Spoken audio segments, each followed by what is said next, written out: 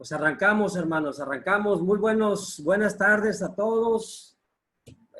Reciban un afectuoso saludo también de la iglesia aquí en Mexicali, ¿verdad? Para quien escuche posteriormente esta grabación.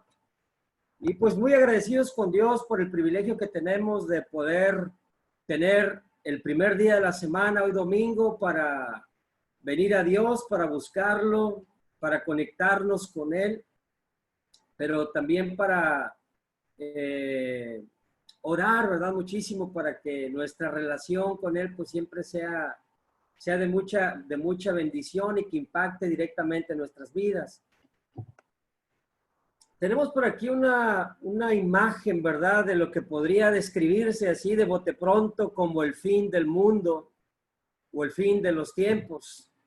¿Sabes? Ese tema está sonando mucho en nuestros días. Y en todo tiempo ha sonado que el fin del mundo, pero ahora que vivimos en el tema del COVID-19, muchas personas se han preguntado, han visto detrás de todo ello señales, han visto por aquí un rastro, por aquí otro rastro, pensando, ¿sabes qué? Quizá estamos enfrentando los últimos días o el fin del mundo. Porque cuando algún acontecimiento se sale, y sobre todo algún acontecimiento de orden mundial, se sale del día a día, de cómo venimos conociendo la vida, claro que vale la pena detenernos y pensar, ah, caray, ¿qué está pasando por aquí? Sabes, muchos hablan, discuten, proponen, escriben, debaten, etcétera, en cuanto al fin del mundo. Pero una pregunta importante sería, bueno, pensemos, si estamos frente al fin del mundo, la pregunta es, ¿cuántos se están preparando para ese día? Si es que viene ese día o si es que ese día está en puerta. Dado que el fin del mundo generalmente se presenta como una catástrofe, generalmente se presenta como destrucción o como una tragedia llena de dolor, enfermedad, muerte, violencia, etcétera, etcétera, pues, ¿qué no sería prudente, qué no sería sensato prepararnos o alistarnos para ese día si es que ese día está en puerta? ¿No deberíamos entonces estar listos para tal evento? A propósito del fin del mundo, pregunto, si esto sucediera ya o estuviera muy próximo, te quiero preguntar, ¿sabes a dónde irías al final de los tiempos? ¿Sabes cuál sería tu destino eterno? No solo eso, ¿verdad? Ya pensando, dices, bueno, ya definimos, ya sé a dónde iría, cuál sería mi destino eterno. Te pregunto, ¿sabes qué se experimentará en ese lugar? Es una buena pregunta y de hecho voy un poquito más profundo. ¿Lo supones o lo sabes con certeza? ¿Supones a dónde irás o realmente sabes a dónde irás? ¿Cuáles son tus bases para suponer o para declarar con convicción? ¿Sabes qué? Mira, por lo que leí aquí o por lo que sé de esto, yo voy para acá y voy a experimentar esto otro, ¿verdad? Tal vez tú le dudes, pero las escrituras muestran que hay alguien que sí te conoce, que hay alguien que sí sabe quién eres, que hay alguien que sí conoce tu estilo de vida y tu estado espiritual. Vamos a ver, ese alguien es nuestro Señor Jesús y vamos a ver hoy en una parábola, que es la parábola del trigo y la cizaña. Vamos a ver algo relevante con el fin de los tiempos, con el fin del mundo. Vamos a ver algo que está muy relacionado también. Pues, ¿quiénes serán los que son trigo y quiénes serán los que son cizaña? Conociendo esto también, ¿cuál será el destino eterno de cada uno y lo que se experimentará en cada uno de los lugares o destinos de los cuales habla la Biblia? Comenzamos leyendo entonces en Mateo 13, 24 al 30. Le pusimos aquí exposición porque en estos versículos Jesús expone una parábola. Más adelante, en unos versículos más adelante, Jesús va a explicar esta parábola. En otras palabras, pues es una parábola expuesta y luego explicada. Entonces vamos a ver la exposición. Mateo 13, 24 al 30. Jesús les contó otra parábola. El reino de los cielos es como un hombre que sembró buena semilla en su campo. Pero mientras todos dormían, llegó su enemigo y sembró mala hierba entre el trigo y se fue. Cuando brotó el trigo y se formó la espiga, apareció también la mala hierba. Los siervos fueron al dueño y le dijeron: Señor, ¿no sembró usted semilla buena en su campo? Entonces, ¿de dónde salió la mala hierba? Esto es obra de un enemigo, le respondió.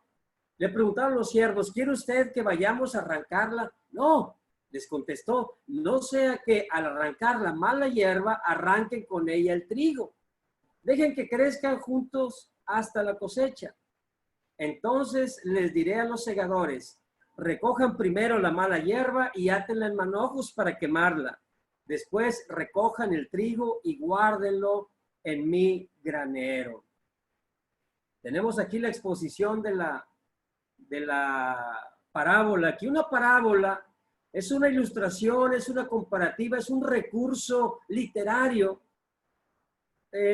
usado para mostrar una realidad en este caso espiritual, en otros casos moral, una enseñanza moral, pero aquí para expresar una realidad espiritual, una realidad bíblica. Nuestro Señor Jesús se vale de todos los elementos o varios elementos o recursos relacionados con el campo, relacionados con la siembra, con la cosecha, con la semilla, con los segadores, relacionados también con justamente cuando termina la cosecha, ¿verdad? Ellos entenderían perfectamente la parábola porque esto que dice la parábola es lo que hacía cualquier sembrador, ¿verdad? Recogía, esto va para la quema, ¿verdad? Esto se utiliza como combustible y esto otro va y se guarda directamente al granero. Ahora bien, aquí les dice que ven los siervos, ven que por ahí aparece la mala hierba junto a la espiga de trigo. Ellos ven eso, van con el Señor y dicen: oye, Señor, algo no está bien aquí. O sea, usted sembró buena semilla, y de hecho así dice, buena semilla, en el versículo 24. Pero lo que estamos viendo es que hay mala hierba. Y el Señor les dice: esto es una obra del enemigo. Ellos preguntan: ¿qué quiere usted que vayamos a arrancarla? Mira, vamos empezando por ahí. Dice: ¿quiere usted que vayamos a arrancarla? Los siervos vieron la anomalía, se ofrecen a arrancar la mala hierba. El dueño les hace saber que no es función de ellos, sino de los segadores. En Juan 17:13 dice así la Biblia: ahora vuelvo a ti, pero digo estas cosas mientras todavía estoy en el mundo, para que tengan mi alegría en plenitud. Yo les he entregado tu palabra y el mundo los ha odiado porque no son del mundo, como tampoco yo soy del mundo. No te pido que los quites del mundo, sino que los protejas del maligno. Ellos no son del mundo, como tampoco lo soy yo. Santifícalos en la verdad. Tu palabra es la verdad. Juan 17, del 13 al 17. Y Jesús les dice: no te pido que los quites del mundo. Los discípulos de Jesús querían separar, bueno, esos siervos de Jesús querían separar a la buena semilla, a la buena hierba, de la mala hierba. Y dicen: ¿quieres que los cortemos de una vez? Pero el Señor dice: no, déjalos que crezcan juntos hasta que llegue el tiempo de la cosecha. Y ¿saben una cosa? Claro que nosotros, de alguna manera, como discípulos de Jesús, podemos evaluar y darnos cuenta que a nuestro alrededor, en nuestros trabajos, en nuestras escuelas, en nuestro vecindario, en nuestras familias, hay personas que no son discípulas de Jesús. Hay personas que no se sujetan a Él, que viven sus vidas en ofensa, en oposición directa a nuestro Señor Jesús. Y son personas que no solo viven frontalmente haciéndole la guerra a Dios, pero son personas que también dañan a otras personas o hacen tropezar a unas más. Ahora bien, pero según dice aquí la Escritura, no eran los siervos y no somos nosotros tampoco quienes para hacer una limpia, para hacer un recorte o una segregación de la buena hierba y la mala hierba. El Señor dice, déjalas seguir, que crezcan juntas y hasta el día de la cosecha hacemos la separación. Esta parte es muy importante que nosotros podamos entender, porque esa labor, la labor de cegar o de separar, no será nuestra, sino como dice por ahí, es labor de los ángeles de Dios. Y déjame decirte, no estamos hablando aquí, hermanos y amigos, no estamos hablando del tema amistades, del tema de las amistades. Estamos hablando de que estamos en el mundo. Estamos en el mundo. Esta parábola del trigo y la cizaña, a esta parábola le antecede, la parábola del sembrador. Y en la parábola del sembrador, pues básicamente lo único que nos traemos es el mismo tema a esta parábola. Pero en la parábola del sembrador, la semilla era la palabra de Dios y el campo era el corazón de cada uno de los escuchas.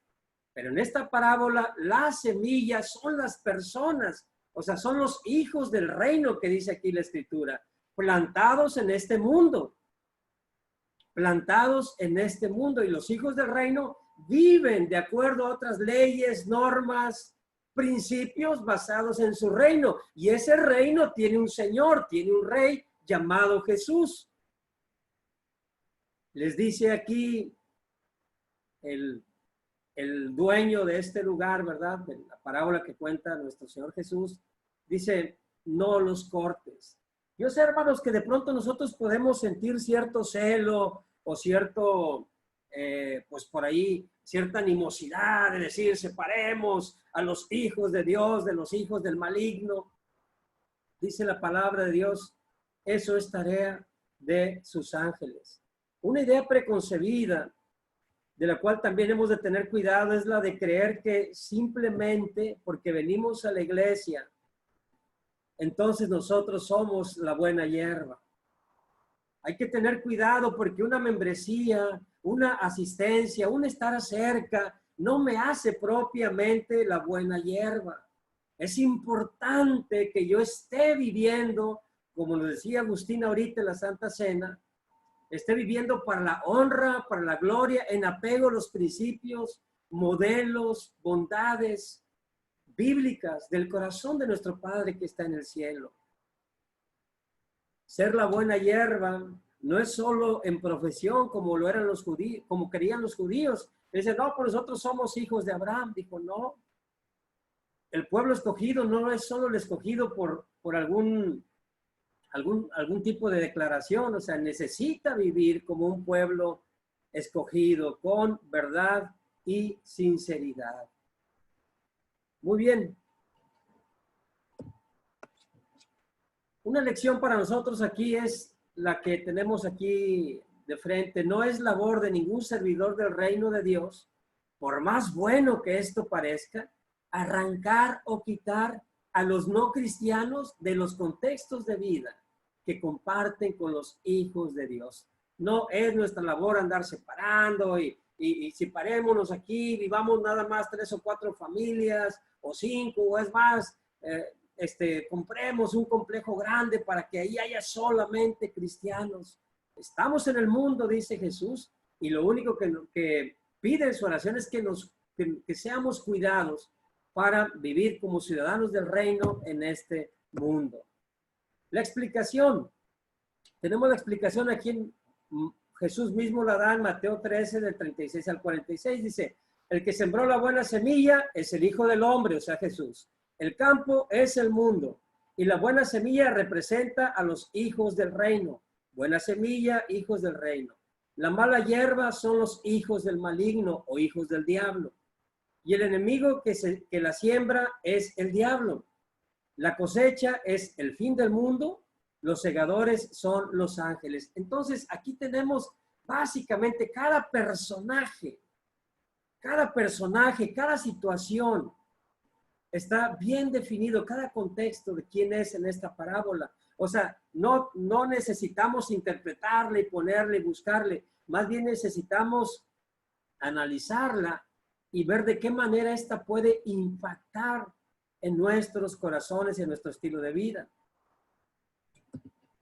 Matthew Henry, un comentarista bíblico al Evangelio de Mateo, dice, en cuanto a la obra del diablo, dice, cuánto mayor daño está haciendo el diablo, cuanto mayor daño está haciendo el diablo, más trata de pasar inadvertido. Lo terrible es que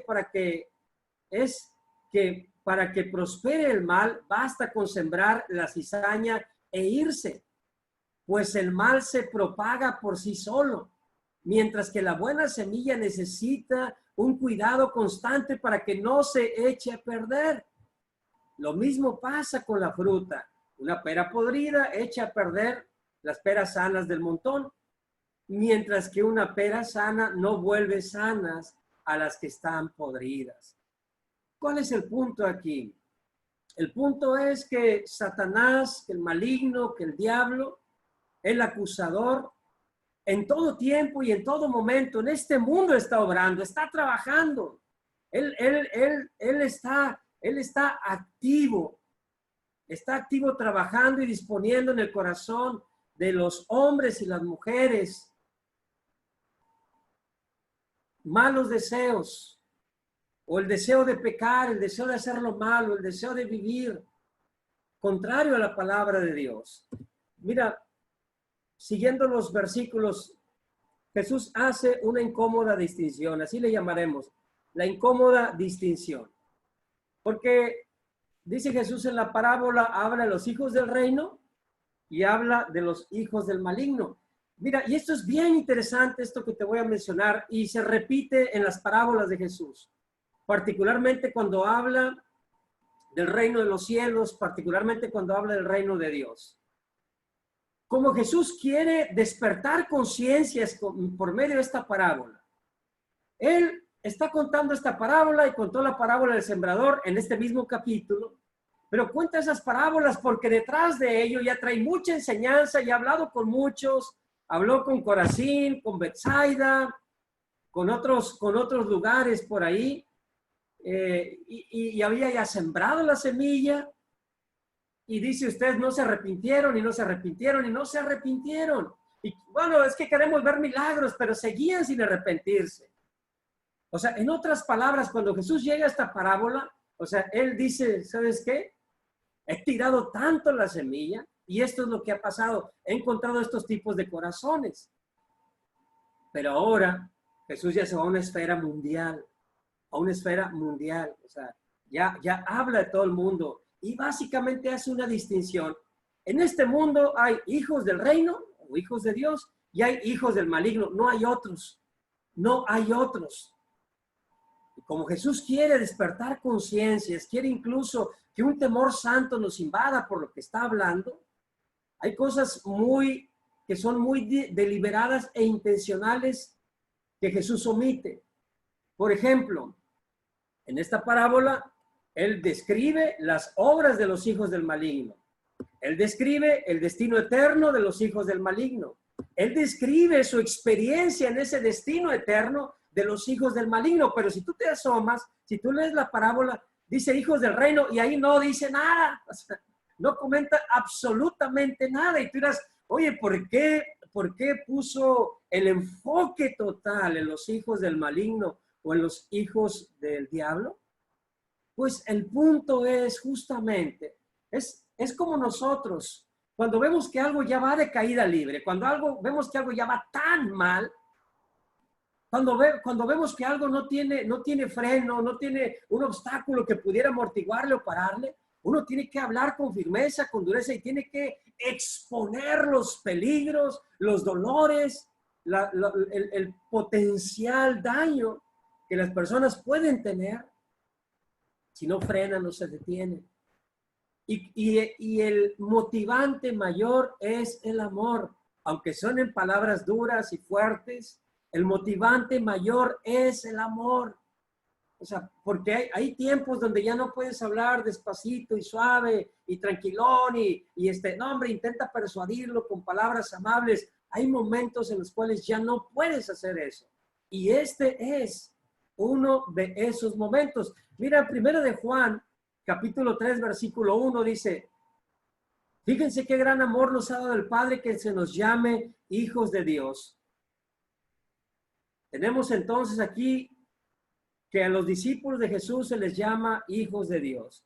Dice, y lo somos. El mundo no nos conoce precisamente porque no lo conoció a Él.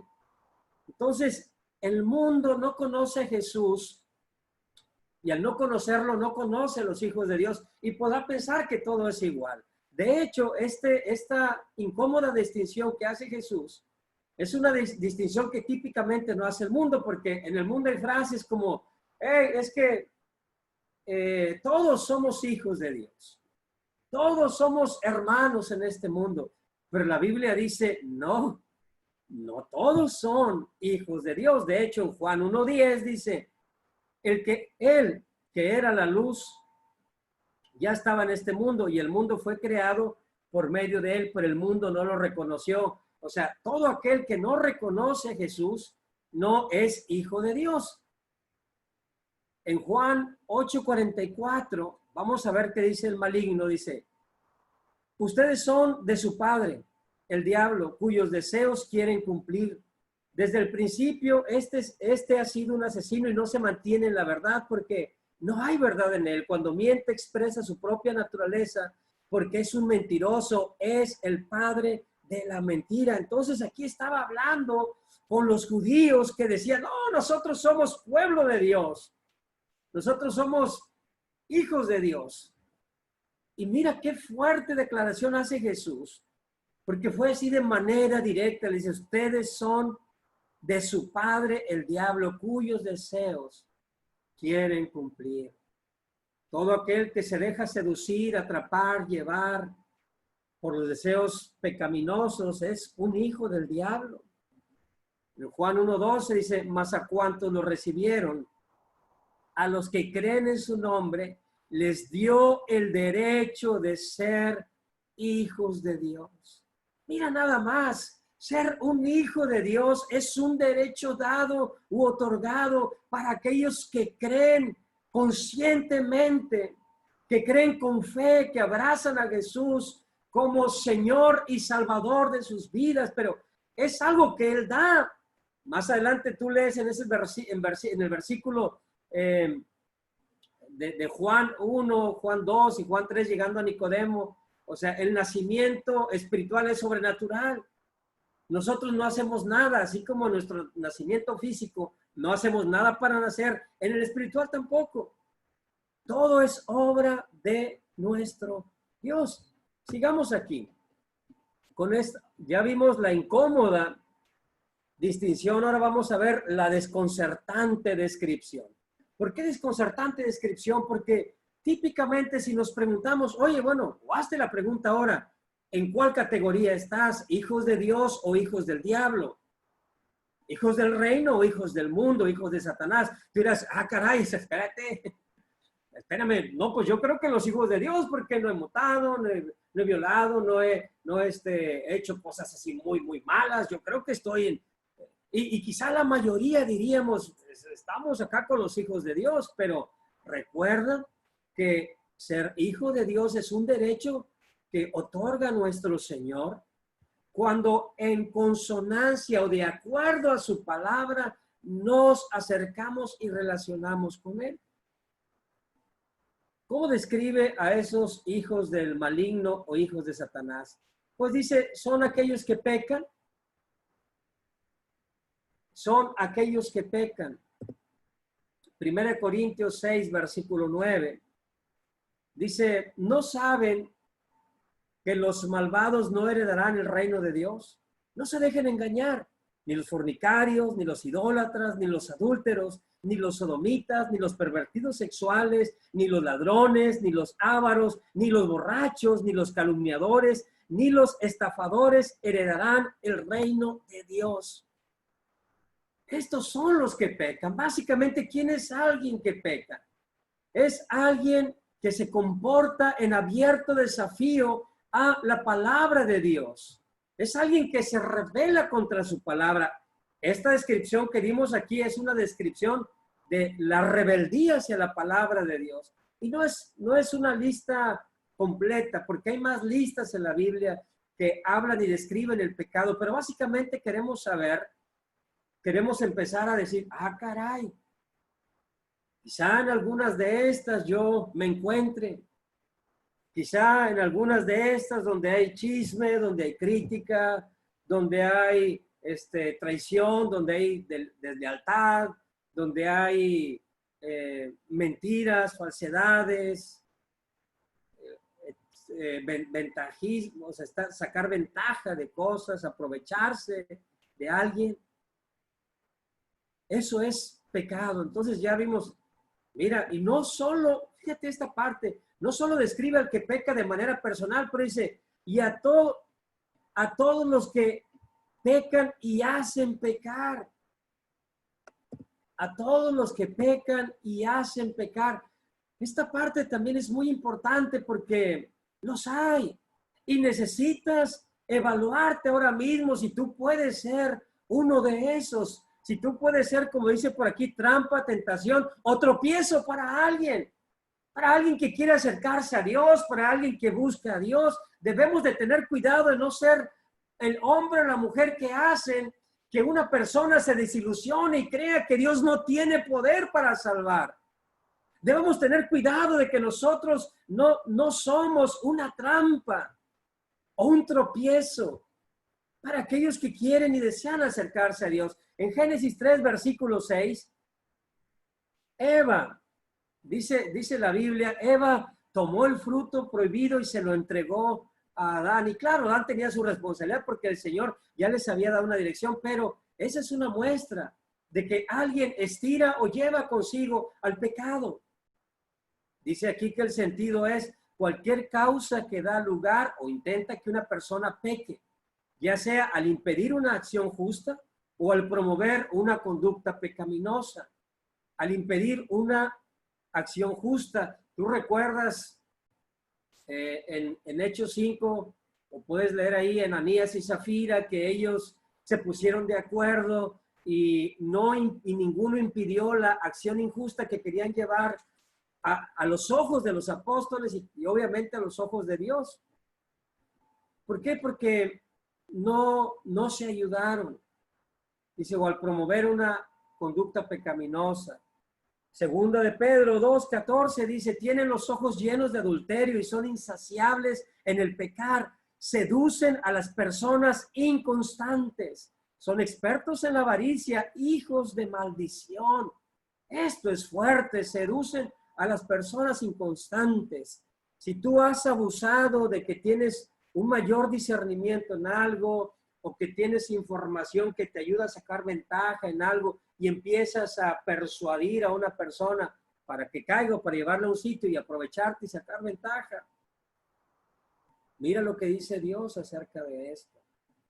En el versículo 18, el mismo 2 de Pedro 2:14 dice, pronunciando discursos arrogantes y sin sentido, seducen con los instintos naturales desenfrenados a quienes apenas comienzan a apartarse de los que viven en el error.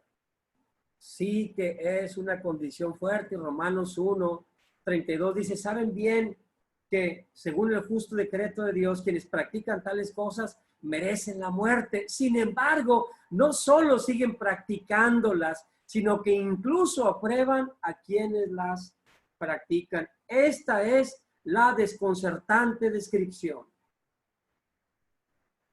Es la descripción de los hijos del maligno, de los hijos de Satanás, de los hijos del diablo. Nuevamente, el propósito de Jesús es que tú pienses ahora, Él está siendo agudo, Él está siendo directo, Él está siendo profundo. Cuando los oyentes estaban escuchando esto, claro que hasta debió haber incomodado, y esa verdad, al contar esa parábola, quizás esas verdades recorrían el cuerpo, la mente, las sensaciones, despertaban algún tipo de ansiedad o de temor, pero por el sentido de decir, ah, caray, o sea, no me había visto, no me había percibido de esta o de esta otra manera, pero esta es la desconcertante descripción. Pero también hay una trágica acción. una trágica acción, porque dice aquí la Biblia, dice versículo 40, dice, así como se recoge la mala hierba y se quema en el fuego, ocurrirá también al fin del mundo. El Hijo del Hombre enviará a sus ángeles y arrancarán de su reino a todos los que pecan y hacen pecar. Los arrojarán al horno encendido.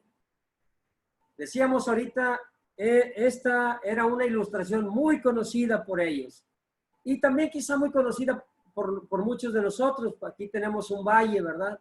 Y sabemos también pues lo que se hace con todo el rastrojo, con todo lo que queda, ¿verdad? Con todo lo que no es fruto. Se quema, se quema. Entonces, cuando comienza a introducir esta figura, ¿verdad? No solo, bueno, sepárala y listo, pero dice, hay un destino para la mala hierba. Se quema en el fuego y dice, ocurrirá también al fin del mundo. El erudito bíblico Jeremías explica cómo se hacía esto. Voy a leer. Por recoger la cizaña no tenemos que imaginar que era desarraigada inmediatamente después de la cosecha del trigo, sino que cuando el segador cortaba el fruto con la hoz, dejaba caer la cizaña, de modo que no fuera recogida con los manojos de trigo. Más tarde recogían la cizaña y la ataban en manojos para ser usada como combustible. Dice aquí el horno encendido. El fuego es un símbolo común para el juicio divino. Cuando escuchamos en algunos comentarios bíblicos, algunas escrituras, muchas veces la referencia del fuego es al juicio divino. O sea, un día el Señor va a venir a dictar juicio sobre el ser humano. Y ojo, ya vendrá en calidad de juez, no como vino nuestro Señor la primera vez en calidad de invitación a que te vuelvas a Dios. Ahí, de hecho, ahora sí que tenemos la oportunidad de aceptar o rechazar, de negar o aceptar.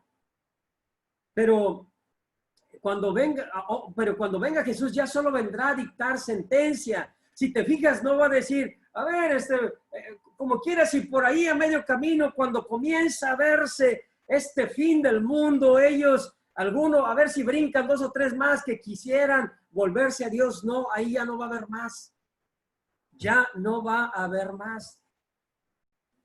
Esto podría aludir también a la historia de Sadrach, Mesach y Abednego en Daniel 3, porque ellos, si tú recuerdas, fueron lanzados al horno de azufre, al horno encendido, y salieron vivos. En Apocalipsis 20:11 dice, Apocalipsis 20:11, versículo del 11 al 15 dice, luego vi un gran trono blanco y a alguien que estaba sentado en él. De su presencia huyeron la tierra y el cielo sin dejar rastro alguno. Vi también a los muertos, grandes y pequeños, de pie delante del trono. Se abrieron unos libros y luego otro, que es el libro de la vida. Los muertos fueron juzgados según lo que habían hecho, conforme a lo que estaba escrito en los libros. El mar devolvió sus muertos, la muerte y el infierno devolvieron los suyos, y cada uno fue juzgado según lo que había hecho. La muerte y el infierno fueron arrojados al lago de fuego. Este lago de fuego es la muerte segunda. Aquel cuyo nombre no estaba escrito en el libro de la vida era arrojado al lago de fuego. Esta es la trágica acción. Esto es lo que le sigue. Es el destino que ha de esperar el hijo del diablo, el hijo de Satanás, todo aquel que no se vuelve a Dios, todo aquel que no le busca, que no hace de Jesucristo su Señor y Salvador.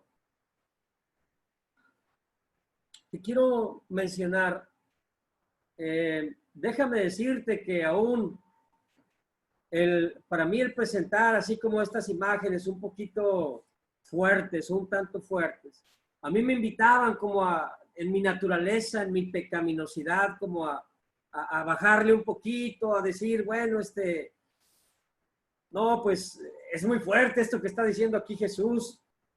Pues sí, pero Dios me hizo entender el espíritu de Jesús, de ser enfático en su deseo de salvar. O sea, el punto es, no quiero que vayas a parar allá.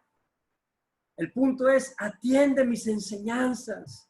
El punto es, vuélvete a mí ahora que tienes tiempo, ahora que estás escuchando este mensaje, porque esa es la trágica acción. Pero una vez estando allá, en el infierno, y esta imagen puede ser fuerte, puede ser muy desafiante, desconcertante también, pero yo creo que ni siquiera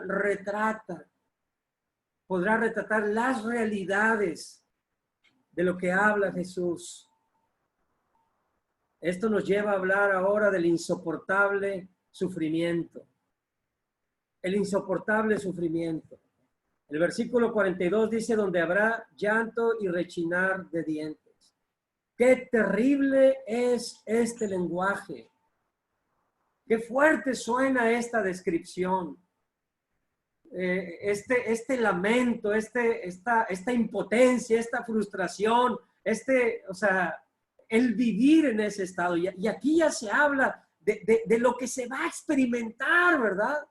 El llanto y rechinar de dientes. O sea, no solo llegará, bueno, ya morimos, no pasó absolutamente nada, los buenos, pues que vayan con los buenos, o con la buena hierba, con los hijos del reino, y los hijos de Satanás o el maligno, pues que vayan para allá. Todo terminó. No, habrá experiencias, habrá un estado de conciencia donde aquello que nos duele, aquello que nos golpea, que nos pega, donde aquello que estemos sufriendo en ese momento, vamos a poder sentirlo y expresarlo.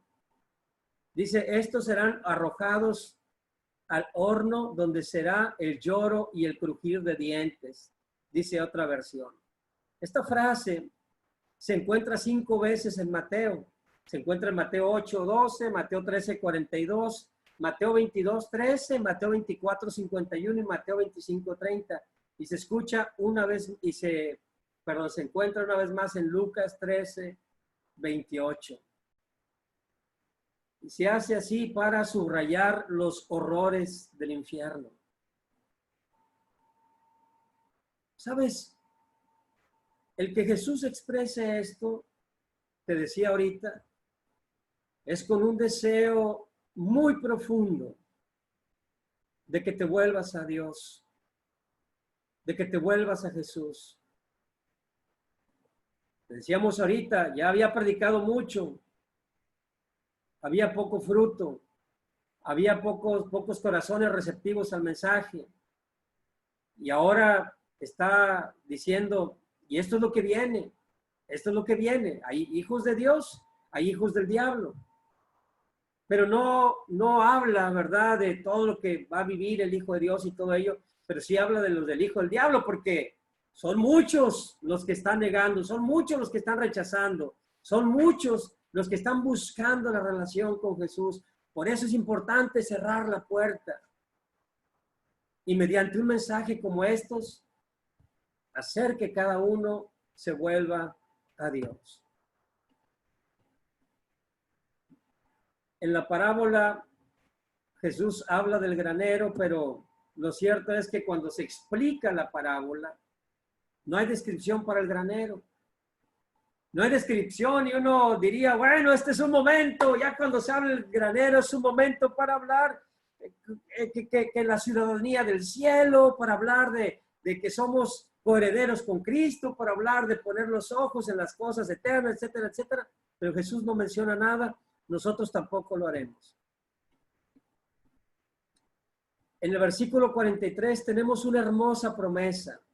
Lo único que menciona él es una hermosa promesa y nosotros vamos a mencionarla también. Dice, entonces los justos brillarán. Haciendo un paréntesis, no arderán, no serán quemados en el fuego, no. Los justos brillarán. También hay luz y hay resplandor, pero hay brillo en el reino de su Padre como el sol. El que tenga oídos, que oiga. Esto es increíble porque dice, los justos brillarán en el reino de su Padre como el sol. Y esta escritura es un contraste con aquellos hijos del maligno, aquellos hijos de Satanás. Y encontramos y vemos aquí un eco del profeta Daniel en el capítulo 12, versículo 3, donde dice, los sabios resplandecerán con el brillo de la bóveda celeste.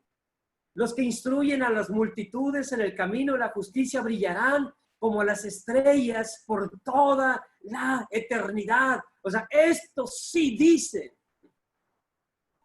Brillaremos, hermano. Brillaremos y nos mantenemos fieles en este mundo, fieles a Jesús, fieles a su palabra. O sea, brillaremos y dice, como el sol. Y claro, ¿verdad? Tú dices, si te ha tocado, a mí me ha tocado quemar la maleza,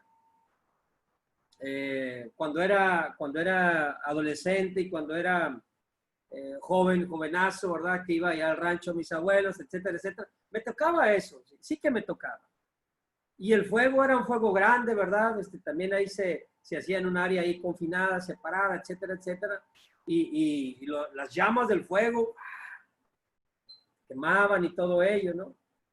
También cuando quemábamos el maguey para las vacas, el nopal y todo eso. Era grande. Pero en este caso, el contraste, ¿verdad? De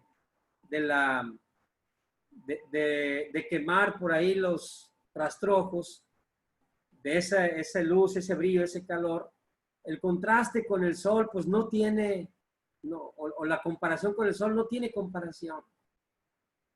Dice como el sol, o sea, su luz es brillante, es constante, es la luz más caliente que conocemos, ¿no? Pero dice que así será el brillo, y quizá como ese brillo de mediodía, 2, 3 de la tarde. Esta es una gran promesa, hermano, por la cual vale la pena que nosotros mantengamos fieles, pero es una promesa que hace nuestro Señor. Y para terminar, y aquí terminamos nuestra clase nuestra predicación de este día. Dice aquí la Biblia, el que tenga oídos, que oiga.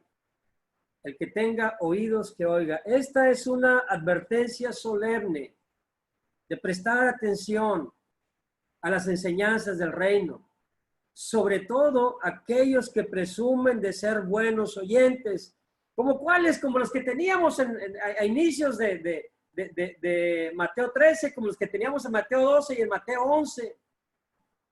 Aquellos que presumen, no, es que somos sabios, somos entendidos, podemos discernir las palabras. Pues bueno, Jesús lanza así, nomás así como la pura estela de esta frase, que es una frase muy poderosa. Les digo a todos los que estamos escuchando ahora, discípulos y amigos que nos hacen el favor de escucharnos ahora y que están empezando a buscar y tener una relación con Dios. Ahora ya sabes quién es un pecador y qué es un pecador, qué cosas hace un pecador. Sabes también quién es alguien que peca y lleva a pecar a otros. Es más, es muy probable que ahorita, con todo lo que hablamos, ya hayas hecho un análisis y te hayas dado cuenta si tú estás dentro del rubro, los hijos de Dios o los hijos del maligno de Satanás. Y al saber eso también sepas, bueno, cuál es la trágica acción y qué experimentaré finalmente si voy a tal o cual destino eterno. Las Escrituras, por medio de Jesús, han intentado hacer una fuerte conciencia en tu vida. Jesús quiere despertarte abruptamente para que te prepares, dado que un día llegará el fin del mundo y todo proceder ya está establecido. O sea, ya vienen justamente a dictar sentencia los ángeles. Ya solo se ejecutará la orden de separar la buena hierba de la mala hierba. La parábola y la explicación de la misma. Es muy probable que hayan recorrido todo el ser y estremecido las fibras más sensibles del corazón de cada uno de los escuchas. Termino diciéndote y animándote. Sé de los que tienen oídos y escuchan. Muchísimas gracias a todos y que a Dios sea todo el honor y toda la gloria. Amén.